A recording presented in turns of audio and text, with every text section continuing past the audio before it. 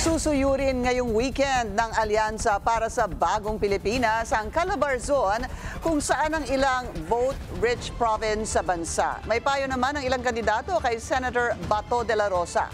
Kumuha tayo ng update sa agenda report ni Paolo Barcelon live mula po dyan sa 13 Martires. Paolo, anong sinabi ng mga pambato ng administrasyon sa sitwasyon ni Senator Bato de la Rosa?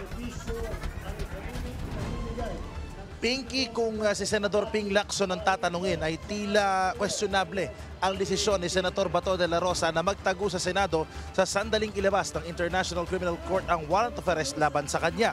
At nabanggit nga ni Lacson ang dalawang kondisyon kung saan maaaring magkanlong sa Senado ang isang mambabatas. Yan ay kung nasa sesyon pa ang Kongreso at kung ang kaso laban sa Senador ay nasa 6 na taon lamang pababa ang posibleng sentensya.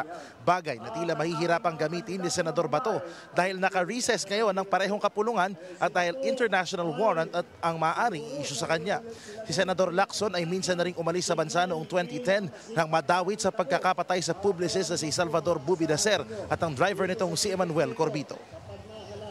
To seek tribute sa Senado, mukhang debatable kasi nga sabi ko, limitado yung legislative immunity ng members ng Congress. Hirap kasi lumaki lang yung kulungan mo pero para ka rin nasa kulungan kasi hindi ka libreng gumala, di ba? Kasi baka mahuli ka. Si Senador Francis Tolentino naman sinabing hindi sila nagkakausap ni Senador Bato na minsang kumausap sa kanya bilang ICC Legal Counsel. Sa pangyayari ngayon ay hindi pa rin kami uli nagkakausap kahit sa text ni Senator De La Rosa. Subalit kung siya ay kukuha ng personal kong legal advice, nananatili naman bukas po yung aking cellphone. Sa issue naman ng fake news, layon ni Senate Bets Erwin Tulfo at Tito Soto na gumawa ng batas na paparusahan ang gumagawa ng maling balita maging ang mga nag-share nito. Hindi raw sapat na ang mga source lamang ng disinformation ang napapanagot. It is your responsibility to check and double check. Kailangan ho tayo may batas din doon na pati yung nagsishare na yan, sasabit din. Kasi parang kinukondon mo, alam mo na fake. God permitting, if we make it back to the Senate, that is one of the first bills that I will file. Anti-fake news and anti-fake content and penalties for those who produce those fake news. Inuna sa Calabarzon sweep ng Alyansa ang Cavite Pinky dahil bukod sa 3 Senate bets nito na Caviteño, yan ay sina Lacson, Tolentino at re-electionist Senator Bong Revilla, ay nasa 2.4 million votes ang dito sa lalawigan. Inaasahan naman Pinky na sa Laguna at Bulacan ang susunod na stop ng Alyansa at sa ngayon nga ay nagpapatuloy ang talumpati ni President Ferdinand R. Marcos Jr.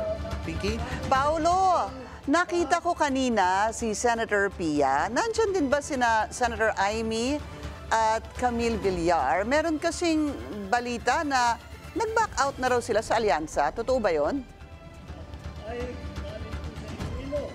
Nako Pinky, kung tatanungin ay ang staff ng Alyansa, no, yung kanilang campaign manager na si Toby Tiangco ay wala pang binigay na komento kung totoo ba yung balita na may nag-back out na 2 kandidato sa Alyansa para sa Bagong Pilipinas. Pero nagpadala ng pahayag kanina si Senador Marcos at kanya sinabi na mahalaga daw na tutukan niya yung investigasyon doon sa pag-aresto kay dating Pangulong Rodrigo Duterte at sinabi naman ni Tiangco, no, kanina sa press conference na kung handa man, kung ano man daw ang maging desisyon ng kapatid ng Pangulo na si Senador Amy Marcos ay handa raw siya na tanggapin at respetuhin kung ano man ang magiging desisyon ni Senator Amy.